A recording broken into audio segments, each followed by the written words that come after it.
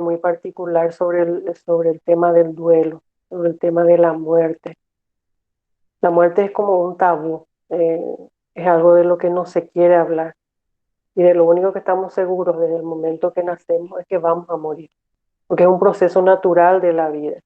En otras culturas, mucho más avanzadas, por llamarlo de alguna manera, no avanzadas en términos de posicionamiento económico avanzadas.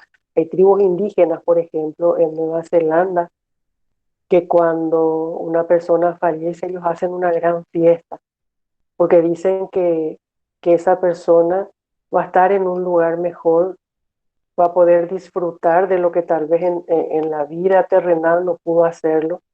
Y ellos hacen todo un proceso sumamente interesante y sumamente importante para despedir a su ser querido. Sin embargo, en la cultura propiamente latinoamericana y también en la nuestra, hay mucho miedo, hay mucho temor, lo enfrentamos con muchas dudas, no se quiere hablar del tema, no hables de la muerte. Y cuando finalmente llega, puede llegar de dos maneras. La primera es cuando es una muerte esperada, cuando hay un proceso donde la persona se enferma, donde se hospitaliza, donde uno se va preparando mentalmente y donde uno dice que hay un proceso normal donde prácticamente no puede existir que un padre entierre a un hijo, sino que tiene que ser un hijo que entierre al padre o que entierre al abuelo, pero no siempre se da eso. Entonces, a partir de esa primera etapa de poder iniciar el proceso de despedida, cuando es una enfermedad terminal, cuando sabemos que en cualquier momento nos van a avisar, entonces como que mínimamente uno está preparado.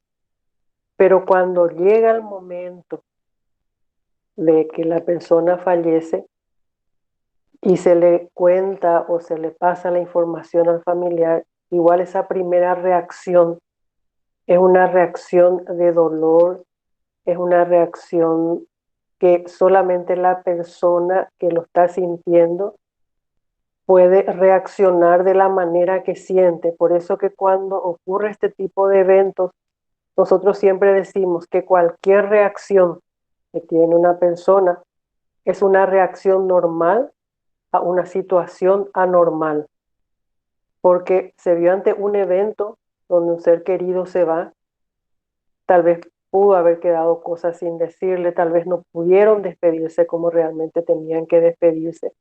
Entonces, a partir de allí, esa persona tiene una primera situación de shock, de estupor, de negación. Y cuando es una muerte inesperada, como la que se dio en el caso Icua, o como se está dando en esta pandemia, porque finalmente, por más que la mayoría de las personas fallecen en los hospitales, fallecen en los sanatorios, son personas que desde el momento que son internadas ya pierden la capacidad o la posibilidad de estar en comunicación con sus seres queridos. Entonces, allí también se vuelve muy complejo este proceso de tratar de internalizar lo que es la muerte. Y comenzamos a partir de la despedida o a partir de que nos enteramos de esa situación, las expresiones de dolor se dan de diferentes maneras. Pueden llorar, pueden no llorar, pueden inmovilizarse y en situaciones mucho más terribles, mucho más trágicas, cuando un ser querido fallece, por ejemplo, en un accidente de tránsito o fallece como nos ocurrió a nosotros como familiares de fallecido del ICUA, tener que ir a buscarle a nuestros seres queridos en un lugar donde estaba lleno de seres humanos que ni siquiera parecían tales, ¿verdad? Seres desmembrados, irreconocibles, parecían pedazos de madera quemada. Entonces, a partir de allí, cómo uno reacciona como individuo al buscarle a su ser querido entre restos irreconocibles. Por ejemplo, yo vi muchos casos y me ocurrió a mí también personalmente, es la despersonalización. Es como que la persona sale de su cuerpo y como que está flotando, como que no camina, sino como que está por arriba solamente viendo desde lejos. ¿Qué es lo que pasa allí? El cerebro busca protegerse, busca proteger la situación que está viviendo. Es tal el dolor que es imposible que esa persona pueda manejarlo y controlarlo, que entonces se despersonaliza. Hay personas incluso que no pueden controlar los esfínteres. Allí ya se da cuando hay una regresión muy importante. Incluso pueden adoptar la posición fetal. Hay personas que gritan, hay personas que tienen llantos convulsivos, hay personas que incluso pueden tener un infarto, hacen picos de presión. Entonces, todo eso significa que el cuerpo está reaccionando ante una situación absolutamente anómala. ¿Y qué es lo que puede el terapeuta hacer en esa primera situación? Porque allí es donde el que hace intervención en crisis debe intervenir. Siempre es importante en ese primer momento ver cuál es la situación de la persona, porque no siempre es recomendable acercarse a una persona si la vemos que está como ida, como que está en una crisis de nervios donde se vuelve violenta. Por ejemplo, nosotros no podemos acercarnos, pero si vemos que una persona sí está llorando, si vemos que está como en posición fetal o vemos que está en una situación de, está arrinconado en un lugar, está sentado, entonces podemos acercarnos lentamente. Si vemos que fija mirada, si vemos que no va a tener ninguna reacción violenta, porque con el tiempo y con la experiencia uno ya se da cuenta de la expresión no verbal de la persona, que para nosotros es lo más importante. Hay que acercarse de a poco y despacito tocarle a la persona en el hombro.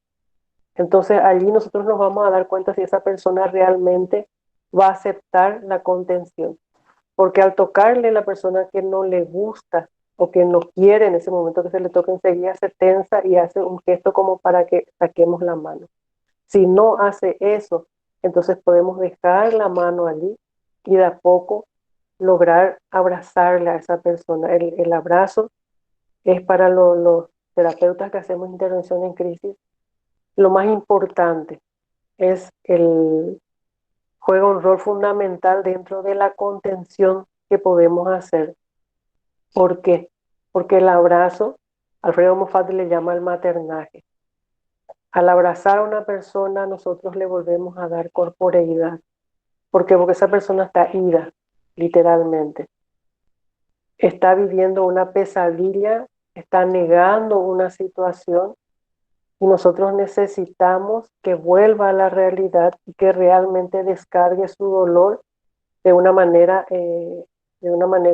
que le haga sentir, no mejor, pero por lo menos relativamente estable, que es a través del llanto normalmente. Entonces, al abrazarlo y al poder contenerlo de esa manera, esa persona va a poder descargarse a través del llanto o de otra forma que él o ella considere necesario. En ese momento que nosotros hicimos eso, no podemos decir, bueno, esto va a durar 10, 20 minutos. Tenemos que estar dispuestos a estar al lado de esa persona el tiempo que fuere necesario.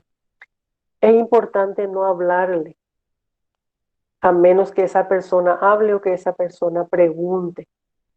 Pero si esa persona está en silencio, nosotros estamos en silencio, siempre conteniéndole físicamente. Si la persona comienza a hablar, allí le respondemos. Y le respondemos lo más claro y lo más sencillo posible, porque no está en condiciones de procesar mucha información.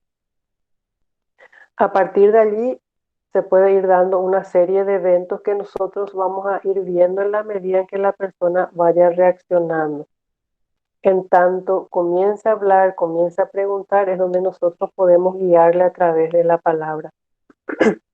Dice Moffat que si en las primeras 24 horas de ocurrido el evento, nosotros logramos controlar a esa persona en términos de dejar que se descargue, que llore, que grite, que salte, que corra, podemos evitar que esa persona llegue a tener un shock por estrés postraumático.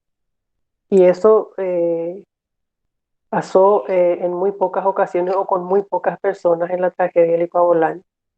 Recuerden que nosotros tuvimos o hay un aproximado de 5.000 personas afectadas en esa tragedia y que ahora estamos teniendo otra tragedia donde tenemos más de 14.000 personas fallecidas e innumerables familias que están de luto, que están de duelo, que están haciendo ese proceso. ¿Y cómo hacemos? ¿Cómo trabajamos con esos cientos o miles de personas? Siempre es importante, y ya hablaba la otra vez de cómo podríamos hacerlo, y creo que es importante poder incluso acercarnos, siendo que la mayoría, por lo menos de los psicólogos, ya estamos vacunados con las 2 dosis, siendo personal de salud, y los estudiantes igual podrían ayudarnos de otra manera, es llegar hasta las carpas donde están las personas que están esperando a sus familiares y a partir de allí comenzar a hablar con ellos. El abrazo es más complejo por el tema del contagio, entonces podemos utilizar otras estrategias, pero lo que usualmente ya hice varias veces, creo que otros colegas también lo han hecho, es dar el número de celular. Entonces se trabaja a partir de las videollamadas. Creo que son elementos tecnológicos muy importantes que nos dieron muestra de todo lo que podemos hacer a través de la tecnología, y creo que son una de las cosas más importantes que nos enseñó esta pandemia. Igual nos reinventamos e igual buscamos la forma de tratar de estar cerca de la persona que está necesitando en ese momento una palabra o simplemente una mirada, o tratar de compartir experiencias. Transcurrido unos días, ya cuando ha pasado ese primer momento, donde antes de la pandemia se podía hacer el proceso de despedida, que es el velatorio. El velatorio para nosotros es muy, muy importante, es un rito vital dentro de nuestra cultura porque tenemos 24 horas para despedirnos de nuestro ser querido, donde podemos contarle lo que queríamos contarle, podíamos cerrar ese enojo que teníamos, decirle que lo amábamos, que lo vamos a amar por siempre, llorar y poder abrazarnos con otros seres queridos que están viviendo el mismo dolor que nosotros y estar allí dándole la despedida. Y esa es otra cosa que no se puede hacer en esta pandemia, porque cuando fallece la persona, en el hospital ya le entregan a alguien, a su ser querido, en una bolsa negra y ni siquiera se puede abrir. Pero de hecho que en algún momento hay que abrir porque ya ocurrieron varios casos de que se entregaron mal los cuerpos. Pero de todas maneras no hay velatorio cuando una persona muere por COVID, sino que de la bolsa a un cajón y luego ya se lo lleva al cementerio. Entonces queda como un cierre inconcluso, no se pudo cerrar porque no nos pudimos despedir de ese ser querido como realmente teníamos que hacerlo. Entonces, ¿cómo hicimos eh, con lo del licuado en esos casos? Porque teníamos en ese momento muchos desaparecidos. La mayoría de la gente lógicamente se fue al súper para hacer compras, muchos fueron enojados, se pelearon con sus parejas, con sus papás, con sus mamás, y bueno, y resulta que fallecieron en ese lugar, y se cortó, como dice Ben Yankar, ocurrió un evento disruptivo, se disrumpió, es como que iban caminando en ese camino llamado vida y de repente aparece algo que corta totalmente y uno queda como que no tiene sentido su vida. ¿Cómo avanzamos a partir de esto? Como que nos quedamos sin identidad, nos quedamos sin ese soporte que es ese ser humano que forma parte de nuestros afectos y que de repente desaparece de la vida. ¿Y qué hacemos allí en ese momento? Entonces comenzamos a trabajar con Alfredo Moffat hacíamos lo que se llama el ensueño dirigido. Como eran tantas las personas, entonces Él, conjuntamente con el doctor Martín Moreno, fue los que idearon, principalmente el doctor Martín Moreno, hacer lo que se conoce y que ustedes ya conocen todo, que es la psicología comunitaria, y hacer las intervenciones en crisis de manera comunitaria. En este caso, por ejemplo, dividíamos a los familiares de fallecidos por un lado, a los familiares desaparecidos por el otro, a los heridos graves por otro y a los heridos leves por otro lado, porque cada uno tenía un duelo diferente. Con los con los lesionados graves fue mucho tiempo después que se inició el trabajo. Entonces, cuando tuvimos la primera oportunidad de trabajar con aproximadamente 150 familias de fallecidos, se hizo en un salón muy grande, que estaba totalmente alfombrado, con almohadones. Los terapeutas nos sentábamos detrás de las personas, quienes estaban en un círculo, y se puso la luz tenue, una música suave, y el profesor Alfredo Moffat les indujo a cerrar los ojos. Cada uno tenía una almohada y les decía que esa almohada era su ser querido.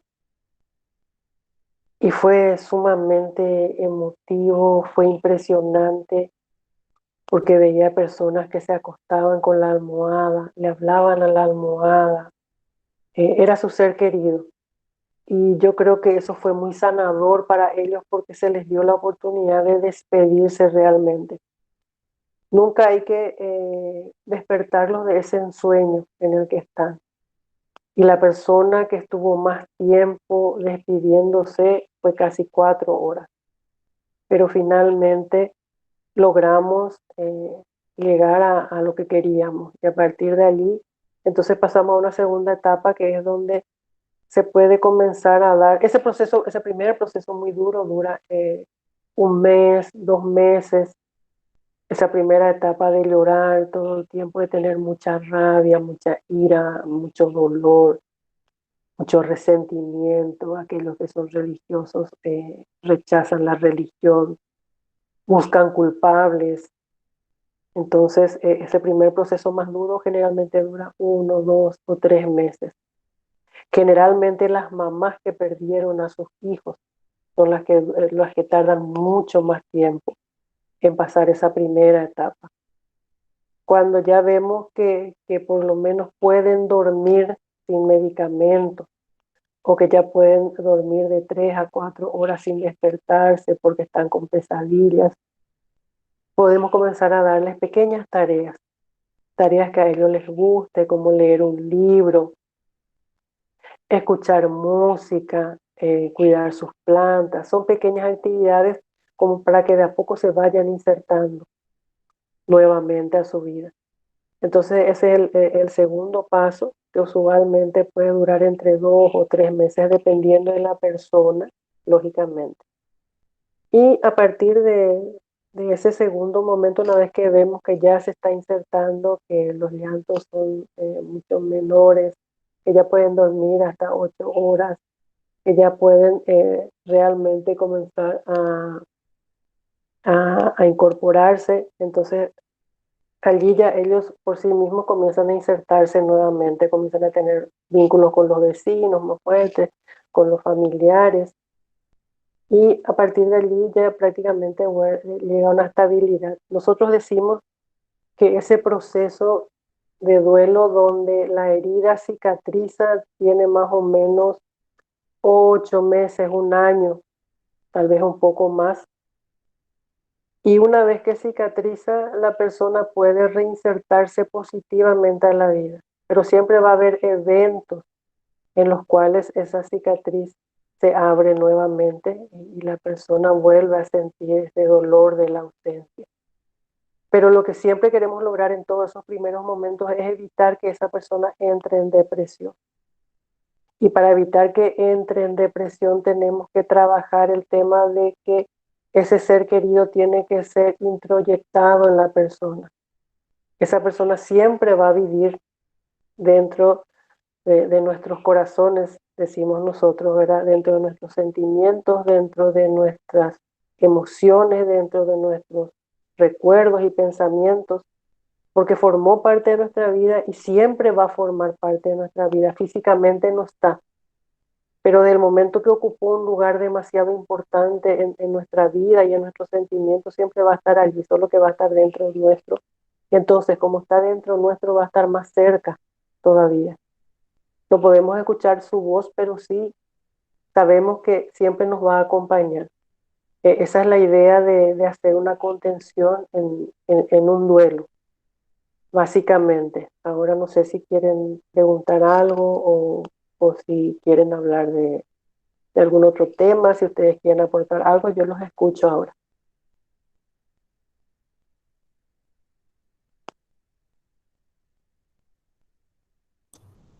Parece que nadie te quiere preguntar nada.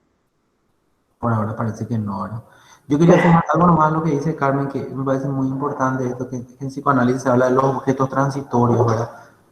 Eh, como algunos objetos transitorios durante el proceso de duelo. Nosotros pues, somos, los seres humanos somos bastante, trabajamos mucho sobre lo simbólico, ¿verdad? Me viene nomás a la mente este cuento de Horacio Quiroga que le suelo contar a los alumnos a veces cuando tengo clase, ¿verdad? Con ellos, creo que hay algunos acá, donde decía que los animales y los seres humanos podían hablar y se preguntaban de todo. Lo que los animales no podían entender era por qué nosotros moríamos por símbolos, por banderas, por qué no íbamos a misa, por qué los clubes, ¿verdad? O sea, y Quiroga daba a entender más o menos que lo que nos diferencia muchas veces de los animales es eso, son los símbolos. Nosotros somos muy simbólicos y los ritos, como el duelo, como el duelo dentro del velorio, las culturas de África, como decía, tienen otro tipo pero es otro tipo de hábitos, pero es importante hacer el rito, ¿verdad? Hacer el proceso, eso es lo que yo estaba computando, lo que decía Carmen es el objeto transitorio, incluso apegarse a algo. Decía, me acuerdo una charla cuando vino Mofata acá en esos años, eh, yo era estudiante cuando eso, y decía, hay que agarrarse de lo que se puede, ¿verdad? No, no le saque a la persona lo que tiene para agarrarse, no importa si vos crees o no crees, te parece banal, te parece tonto, pero que sea, hay que agarrarse donde pueda y después se estabiliza la cosa. Entonces, me destaca un poco eso de tu intervención, Carmen, ¿verdad? Eso de agarrarnos de donde podemos. Exactamente. Todo es válido. Todo es válido, no importa que sea religioso, que sea místico. La idea es que esa persona se sienta bien. Por ejemplo, hay personas que tienen un objeto o una ropa o algo de ese ser querido y lo tiene todo el tiempo, ¿verdad? Entonces, las circunstancias más inverosímiles tal vez para nosotros o como vos decís, más absurdas, para ellos tiene sentido porque es una forma de estar como más ligado, más unido a esa persona que es la que perdimos, ¿verdad? Físicamente. O sea, siempre tenemos que apuntar a eso, que la persona fue físicamente, desapareció físicamente, pero eso no quiere decir que desaparezca de nuestras vidas, siempre va a formar parte de nuestras vidas en cuanto que nosotros lo recordemos. Lo recordemos en los momentos, ya cuando pase el primer proceso de duelo, lo recordemos de manera, de esa manera linda, de los momentos lindos que pasamos. Básicamente es eso. No sé si habría alguna otra, algo más que quieran acotar, algo que quede en la duda, algo que no quede Ana claro. Alcaraz levantó la mano adelante, Ana. Buenas noches, ¿qué tal? En esos casos, cuando tenemos un amigo que pasa por este proceso de duelo, ¿qué sería lo adecuado para poder decirle a esa persona? Es que la verdad que no hay palabras de consuelo para un momento así de fuerte.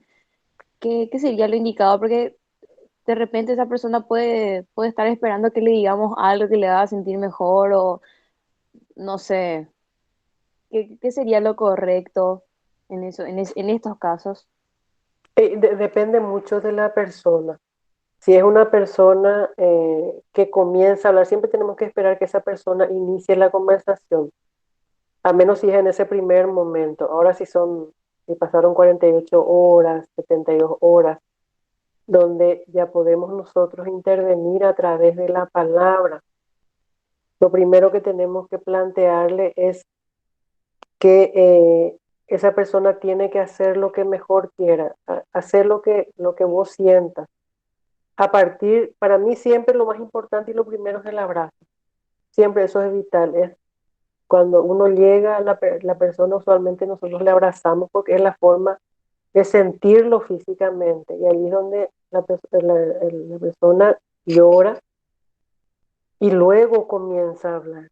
Y allí es donde nosotros tenemos que comenzar a encontrar las palabras adecuadas para lograr que no se va a sentir bien, pero se va a sentir reconfortado. Que esa persona sepa que nosotros estamos a su lado y vamos a estar el tiempo que sea necesario para escucharlo. A veces comienzan a contar anécdotas, cuentan de las cosas lindas que pasaron, o a veces cuenta enojado o cuenta enojada. Se fue y él me prometió esto, ella me prometió esto y no cumplió porque ahora ya no está y ya no va a poder cumplir. Entonces todo eso que nos cuenten de ese ser querido que ya no está es válido. Siempre hay que escuchar todo lo que ellos quieran decir y después tratar de redondear todo lo que ellos dijeron, perdón, para plantearles de que esa persona siempre va a estar allí, que ahora es un proceso muy doloroso y que tenemos que sentir el dolor, porque hay que sentir el dolor. No decirle el famoso, yo te entiendo, nunca hay que decirle yo te entiendo a una persona, porque jamás, por más que hayamos vivido situaciones iguales o situaciones peores, nunca vamos a poder entender porque es su duelo, es tuyo, propio de él. Entonces, ni te entiendo ni te comprendo. O si no, tranquilízate ya, calmate ya, ya pasó. Nada pasó, todo está vivo en él, todo está Esas presente palabras en él. jamás funcionaron. El tranquilizate o el calmate, Sí, deja de estar así. Nunca funcionaron. nunca, es lo peor que se le puede decir a una persona porque su reacción es absolutamente adversa. Entonces siempre es hacer, si querés llorar, llorar. Si querés gritar, gritar. Si querés zapatear, zapatear. Hacer lo que vos quieras. Yo voy a estar acá. El simple hecho de estar cerca de esa persona ya es importante. Y a partir de lo que dice, de lo que no dice, porque su lenguaje no verbal es lo más importante. A través de las expresiones de su cuerpo, de su rostro, nosotros nos damos cuenta qué es lo que está queriendo o qué es lo que podemos hacer para mínimamente mantenerlo estable.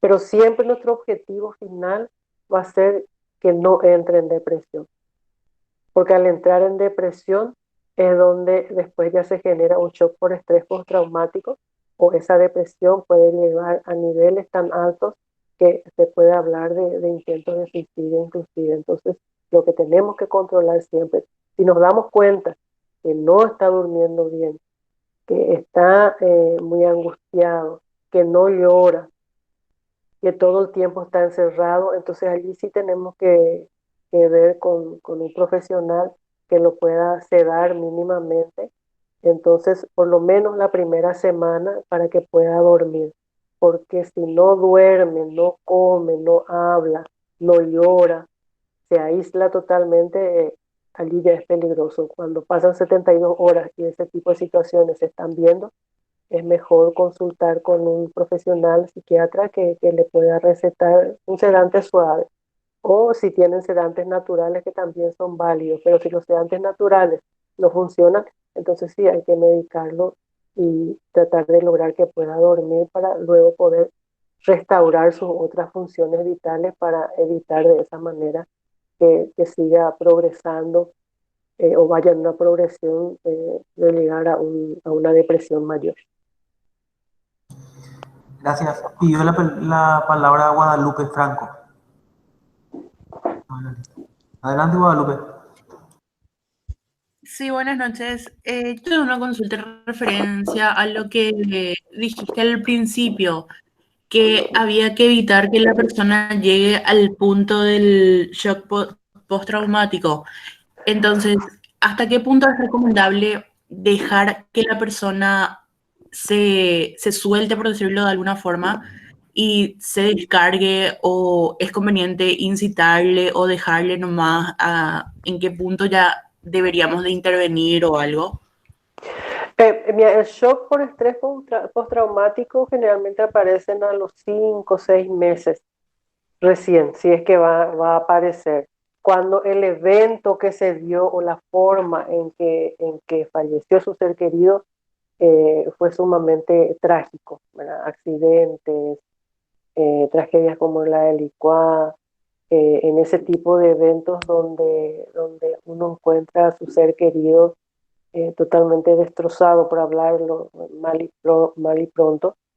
El shock por estrés postraumático se da entre 4 y 6 meses después. Pero para evitar eso es lo que tenemos que dejar que se descargue esa persona el tiempo que sea necesario. No hay límites. Hay que soltarlo, hay que dejarlo que si quiere llorar, que llore todo lo que quiera. Si quiere gritar, que grite todo lo que quiera. Pero sí tenemos que estar acompañándolo siempre. No va a gritar 10 horas seguidas, va a gritar hasta 1 hora, puede tirarse del pelo, puede tirarse en el suelo, puede intentar dañarse cuando quiere intentar dañarse. Por ejemplo, eh, que tenga un objeto metálico, todo ese tipo de cosas hay que sacar de cerca de la persona, porque hay personas que intentan dañarse.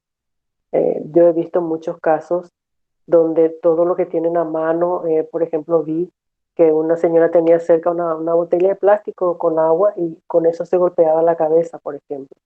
Entonces tenemos que tratar de quitar todo lo que pueda hacerle daño, pero dejarlo libre para que exprese sus emociones como quiera expresar. Gracias, Carmen. Pidió la palabra Claudia Fernández. Después voy a leer una pregunta de Jessica y Leticia también pidió la palabra.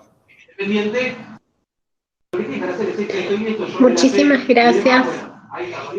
Bueno, querida Carmen, la verdad, muy claras las explicaciones. Solamente si quisieras un poquitito me va a ayudar mucho para tener más en claro cómo abordar todas estas estrategias que nos estás compartiendo, que son súper acertadas, en cuanto a las edades de las personas que atraviesan el duelo.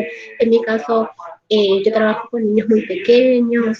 Sabemos que en distintas edades, claro, el proceso de duelo es único en cada persona, pero también hay muchas, por ejemplo, mamás que preguntan si mi hijo pregunta por su papá o su abuelo que falleció. Y en cuanto a las diferencias de edades, quería un poquito ampliar si se puede. Muchísimas gracias. Claro que sí, sin ningún problema. El niño hasta los 6 años, 7 años, tiene un pensamiento más bien concreto. Si bien ya comienza a ver lo abstracto, normalmente partimos de la base de que tiene un pensamiento concreto. Entonces hay que hablarle desde la muerte como algo absolutamente natural dentro del proceso de vida. No tenemos que contarle llorando, y si el niño ve por allí el familiar falleció en la casa o él ya sabía que estaba enfermo, entonces hay que contarle como si fuera un cuento, pero de manera clara, sin mentiras, sin invenciones. Hay mucha gente que le dice, tu mami ya no está, se fue al cielo.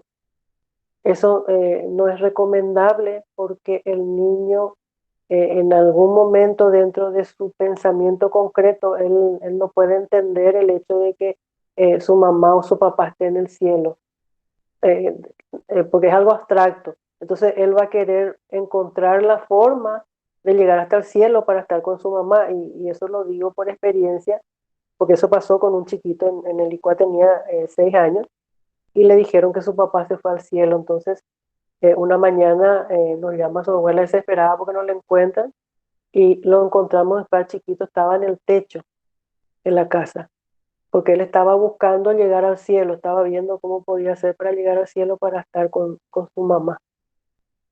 Me emociona cada vez que recuerdo ese caso.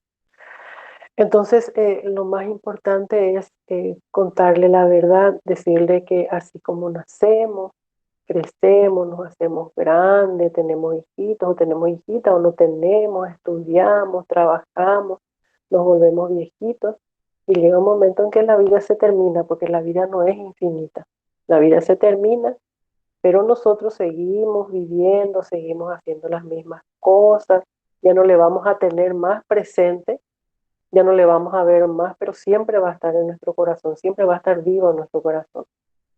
Recién a partir de los 8, 9, 10 años, cuando el niño sí ya puede tener ese pensamiento abstracto, podemos hacerle o explicarle de una forma un poco más elaborada.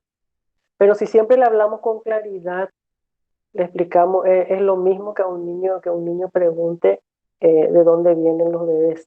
Y a veces los adultos nos asombramos y nos cuesta un montón explicarle, bueno, más o menos o básicamente es eso, ¿verdad? Es explicarle de la manera más natural posible lo que está ocurriendo y lo que ocurrió. Normalmente el niño es mucho más resiliente y se recupera mucho más rápido que un adulto por la escasa cantidad de situaciones vividas que está teniendo, ¿verdad? No sé si respondí a tu pregunta. A cabalidad, Carmen, y la verdad te agradezco mucho. Es un tema muy recurrente y generalmente preguntan si es, o sea, me reafirmo en lo que yo también estaba un poquitito utilizando y te agradezco muchísimo. No, por favor. Y lo otro es explicar el tema de que el cuerpo va al cementerio, explicarle que el cementerio es un lugar donde se llevan los cuerpos de las personas, pero que toda persona tiene, y allí podemos hasta incluso hablar del alma o hablar de esa energía de ese ser humano que siempre queda, ¿verdad? Que si él quiere visitar, pero que no va a ver nada, ¿verdad? Que va a ver solamente tierra, si es que está bajo tierra, o que va a haber un panteón y va a haber un cajón, pero con la mayor naturalidad posible, siempre todas esas explicaciones. Hay una señorita. Hay una pregunta y Leticia también pidió, no sé, le voy a hablar a Leticia y después le doy la pregunta de Jessica también. Háblanos un poco, Bueno, quería hablar Leticia. bueno. Adelante. Ok, buenas tardes para todos. Es grato estar escuchando a Carmen, que es una gran profesional, pero por sobre todas las cosas, Carmen es un gran ser humano y eso le da Gracias. demasiado autoridad integral para estar exponiendo, eh, a estar dando esta exposición y ser por eso tan convincente en todo cuanto va expresando. Carmen, yo te quería preguntar esto.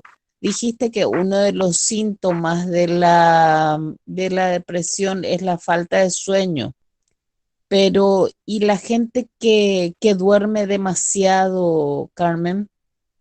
Es lo mismo. ¿Sería esa también una forma de síntoma, una forma de presentarse la depresión? Así mismo, los extremos son peligrosos. O el no dormir o el dormir mucho, el bañarse compulsivamente o el no bañarse. Hay muchas características que se dan en extremos absolutamente opuestos, pero el depresivo generalmente o no duerme y piensa todo el tiempo, o duerme mucho, no se levanta, todo lo que hacía rutinariamente deja de hacer, si escuchaba música deja de escuchar música, ni siquiera quiere bañarse, tiene la capacidad de higienizarse, cepillarse los dientes, hacer una mínima rutina que hacía antes, es incapaz de realizar. Todo lo que se vea que sale fuera de lo normal es porque está viviendo un proceso que ya debería llamarnos la atención cuando es muy prolongado. Ahora, si dura 1 o 2 semanas, pero todavía es controlable y manejable, allí tendríamos que estar tranquilos, pero si llega la tercera semana y continúa igual, ya son datos bastante llamativos y que tendríamos que prestarle mucha atención y estar ya pendientes de esa persona. Y principalmente y por sobre todas las cosas, nunca dejar elementos con los cuales pueda causarse daño. Creo que eso es fundamental en todo esto. Existe Bueno, una posibilidad, perdón, no, existe la posibilidad de que la persona se acostumbre a vivir con depresión. Se puede acostumbrar, pero dentro de una gradación dentro de la depresión. Las depresiones leves pueden ser sobrellevadas. Ahora, si es una depresión severa como la que estamos hablando, de que todos sus hábitos normales perdió absolutamente y es incapaz de incorporarse o de buscar la forma de volver a reincorporarse positivamente, aunque sea despacio, a lo natural, a lo que hacía todos los días antes de ese evento disruptivo que le tocó vivir, es muy difícil. Si no puede reinsertarse en un tiempo, no importa si es 3 meses, 6 meses o un año, pero que se vuelva a reinsertar, quiere decir que va a poder continuar. Pero si no se reinserta en un tiempo prudencial, evidentemente no va a poder vivir toda la vida con esa depresión. En algún momento va a buscar lesionarse o va a buscar hacer algo para poder partir. Lo que pierde pues es el sentido de la vida. La vida carece de sentido para esa persona, por eso está en ese grado de depresión. Desde el momento que vivió la situación que lo llevó a tener esa depresión, en que es imposible de que pueda siquiera hacer mínimas cosas, lo que más le guste, lo que más le gustaba era pintar y no quiere ni ver ni la brocha ni nada, tira todo lo que encuentra, dejó vacío su espacio y se metió él mismo o ella misma dentro suyo y es incapaz de poder responder positivamente a mínimas cosas. No, es imposible. Que hay que medicarlo y hay que encontrar las estrategias para que salga de esa depresión. Pero si es una depresión leve, sí. Si puede, si no lo inmoviliza, cuando lo inmoviliza es el problema. Mientras no lo inmovilice y a pesar de estar con esa depresión puede trabajar, puede compartir con sus seres queridos, puede seguir haciendo algunas cosas que le gusta, tal vez nunca más tenga esa alegría que tenía antes, pero sí, puede trabajar y hacer otras cosas, sí puede. Ya. Muchas gracias, Carmen. No, no es nada, por favor. Gracias, Lo de Leticia. Jessica, voy a Sí, leer lo de dice, Jessica. ¿vas a leer vos? Sí, Dale. dice, ¿qué puntos podemos tener en cuenta para identificar que la persona se encuentra dentro de un duelo normal o ya ingresando en un estado depresivo para saber intervenir adecuadamente? Es básicamente lo que estaba diciendo. El duelo normal es donde esas primeras 2 o 3 semanas, incluso un mes o 2 meses, llora con mucha frecuencia, está triste, si bien ya puede llegar a tener momentos donde está tranquilo o se puede conversar con la persona, eh, 10, 15, 20 minutos, pero después nuevamente llora, se angustia, no duerme bien, duerme 3 o 4 horas, tiene pesadillas o tiene sueños recurrentes, tiene los famosos flashbacks, en un proceso de 24 horas tiene 5 o 6 veces.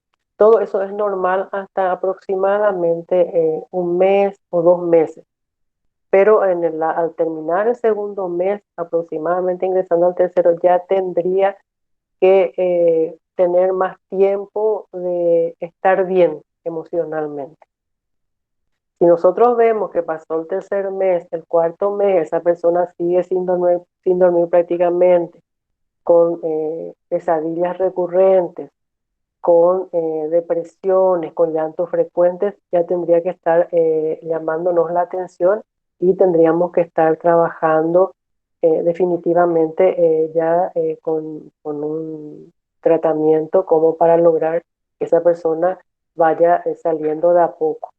En caso que realmente ya no duerma prácticamente, entonces, como les había dicho, es importante hablar con un profesional psiquiatra que lo pueda o la pueda medicar adecuadamente.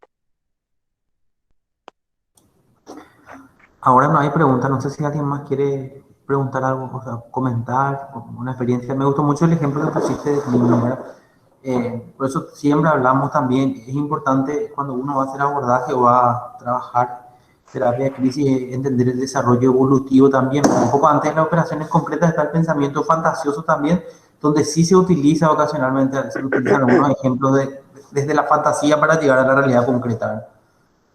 O sea, tiene mucho que ver y es muy importante esta pregunta que hizo, creo yo, el abordaje en qué edad, ¿verdad? En qué momento. Eso también te iba a preguntar, desde cuando son un poco más chicos y tienen el pensamiento fantasioso antes del periodo preoperacional o el periodo de operaciones concretas, se empieza como tipo el juego desde la fantasía, ¿verdad?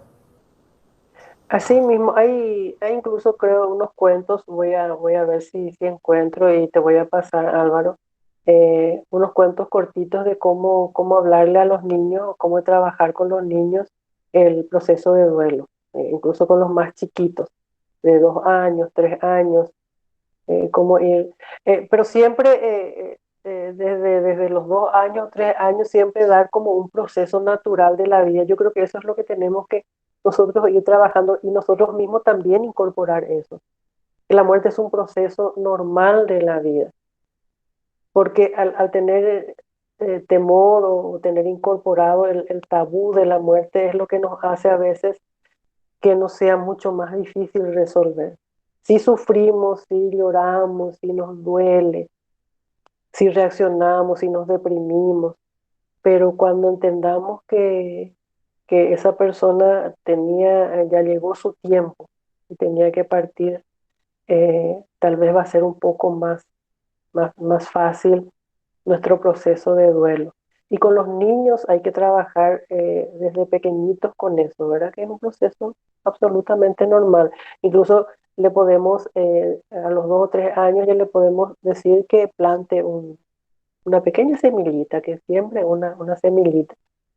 Y si esa semillita va brotando, entonces a partir de que brote esa semillita le vamos explicando cuál va a ser el proceso.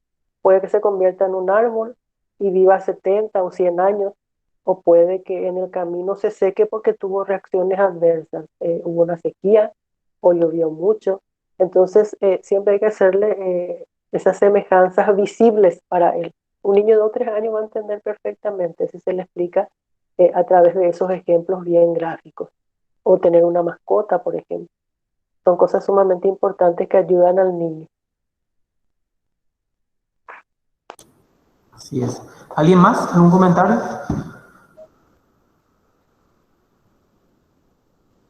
Yo quería comentar algo. Adelante.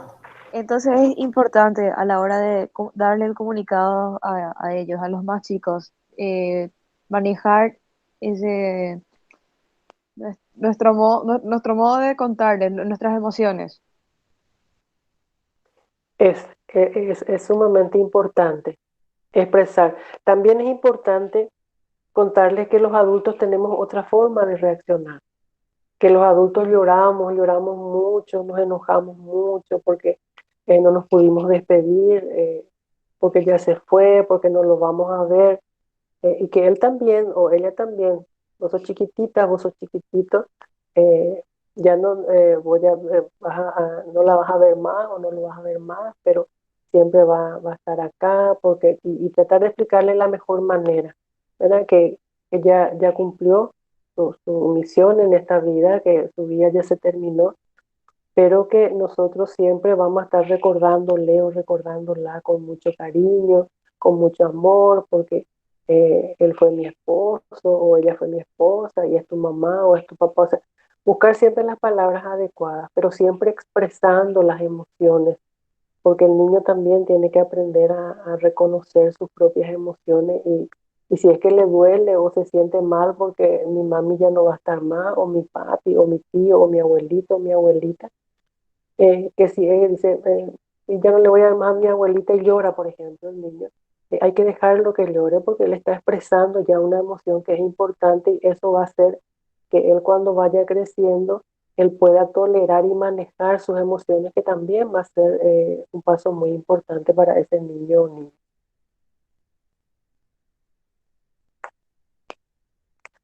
Como mencionaste también anteriormente, sí o sí, en algún momento de la trayectoria o en la vida de ese niño van a haber eventos desencadenantes que le van a recordar el momento.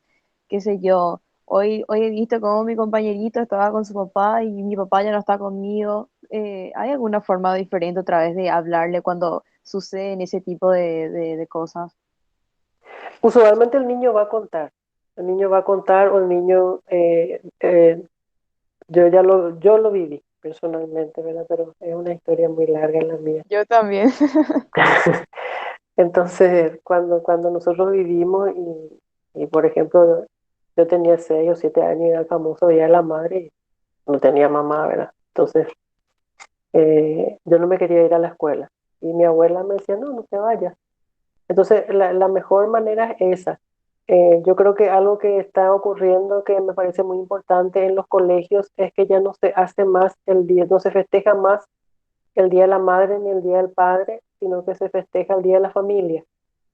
Entonces el niño no se siente tan disminuido, por decirlo de alguna manera, porque no está mamá o no está papá, o no está ambos de repente, ¿verdad? Pero si siempre va a estar la tía, el abuelo, entonces me parece que eso es algo muy importante porque anteriormente siempre era toda la fiesta por el día de la mamá y por el día del papá y que teníamos que hacer actos y que había que hacer todo un evento. Hasta ahora se hace en la mayoría de los colegios, pero hay algunos colegios, por lo menos donde están mis hijos, que ya no se festeja, eh, solamente se hace sí, pero muy chiquito. Entonces, el niño se siente seguro porque va a estar sí o sí con su familia y eso ayuda mucho. Pero sí, cuando el niño está triste y recuerda ese evento y no me quiero ir y no se va, y hay que permitirle al niño que si el niño está triste y el niño recuerda ese evento, entonces hay que permitirlo que se sienta así. Y lo importante también es explicarle y volver a contarle que esa persona era su mamá o era su papá o era su abuelo o era su abuela y era muy bueno, era muy buena, te quería mucho, te amaba y siempre va a vivir en tu corazón. Entonces, yo creo que con eso el niño como que se va reconfortando de una u otra manera. Hay otra pregunta acá, voy a Sí, leer. Alicia. ¿Puede ser? Sí. Y en el caso de una persona que perdió a su papá y viene arrastrando varios años ese duelo, la persona vive su vida normal, pero va arrastrando ese duelo. ¿Cómo podemos ayudar a una persona que está así? Hay personas que viven años y años y años ese proceso de duelo y eso yo lo vi este domingo 1 de agosto. Vamos a cumplir 17 años de la tragedia de Licuado Bolaños. Y yo personalmente conozco a varias personas, pero hay una señora, y con un ejemplo quiero explicar, ¿verdad? Hay una señora que nunca pudo tener un hijo. eh, Su marido y ella buscaron todas las formas para tener, hasta que finalmente ella se embarazó, tuvo a su niña, y su niña tenía 13 años cuando fue al supermercado y falleció. Y esta señora, cada vez que nos encontramos, ese 1 de agosto, es el abrazo y es el llanto desconsolado de ella. Y sí, ella se inserta en la vida, vive esa vida normal, pero ya nunca más pudo recuperarse de ese duelo. Pero el duelo de una madre, yo estoy luego casi segura que es para siempre, ¿verdad? Siempre como que cuando está llegando la fecha en que falleció su hijo o hija, la herida o la cicatriz que tiene se abre, pero se abre y sangra a borbotones, ¿verdad? Entonces, es difícil lograr que superen ese duelo. Lo que sí nosotros hablamos en estos casos es que uno aprende a vivir con el dolor.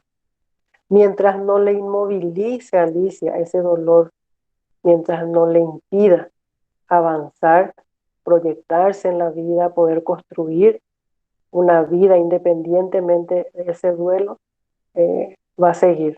Ahora, si es que ese duelo le inmoviliza, sí, hay que hacer un trabajo importante, pero como vos me planteas que vive su vida normal, entonces evidentemente eso ya va a formar parte de sus días, ese duelo que tiene por ese ser querido que ya no está.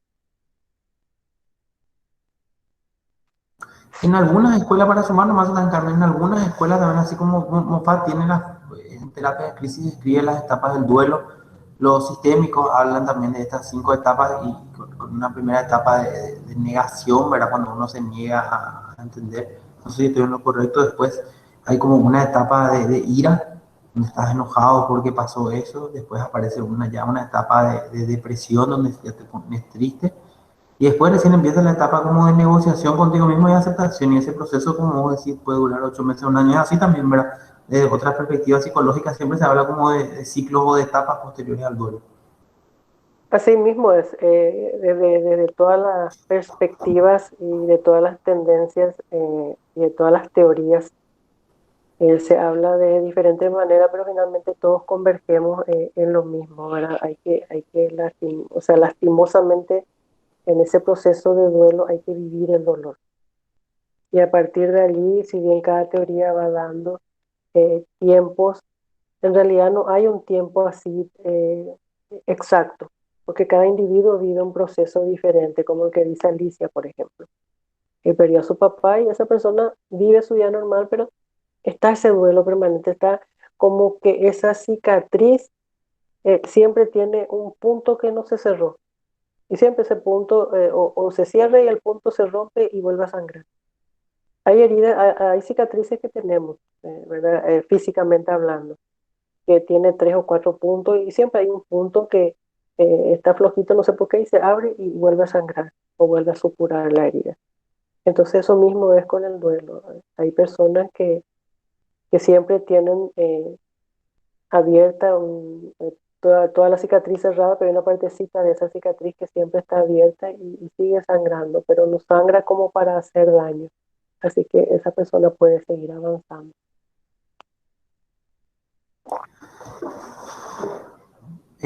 No sé si querés hacer como algún cierre, Carmen, para ir haciendo un guapo, como te dicen en guaraní en nuestro taller, si hay alguna opinión Me más. gustó. Después les voy a pedir también que prendan las imágenes que quieran, la camarita, vamos a sacar una foto de recuerdo de nuestro taller, ¿verdad? Para registrar. Una sola cosa, Adelante. hay algo que dice Jung, que a mí me gusta mucho, y él dice: conozca todas las teorías, domine todas las técnicas, pero al tocar el alma humana, sea simplemente otra alma humana.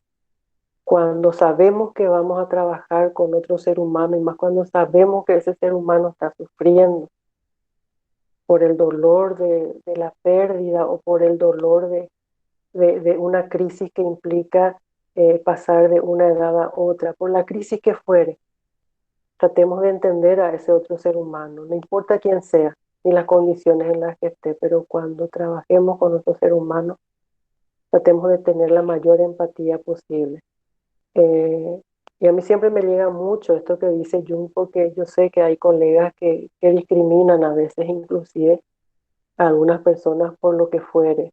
Entonces, y eso me duele mucho porque lo que nosotros hacemos eh, es algo muy, muy difícil, pero muy humano, porque tenemos la capacidad de poder llegar hasta donde otras personas no pueden llegar. Somos un poco la luz que puede ayudar a iluminar el camino de esa persona que en ese momento está sufriendo. Nada más. Gracias, Carmen. Eso decía Gladys Adamson hace unos años también cuando vino, pero a veces cuando uno va a hacer una contención en crisis, lo primero que tiene que pensar es que es un ser humano. Después todo lo demás son agregados que vamos sumando. Y a partir de así que, gracias. No sé si voy a sacar una foto. Quienes quieran Por prender, favor. pues no sé cómo se saca de la computadora, creo que se pone print pantalla, pero la pillaina. Así que saco de acá. Ahí aprendieron bastante, no aprendieron.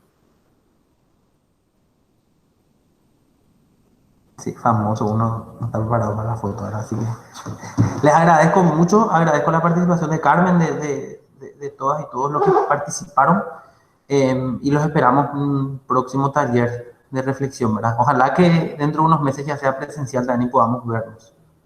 Así que Un ratito ahora estoy escribiendo mi número, que no ahí sé. Carmen va a dejar su número también por si alguien quiere contactar.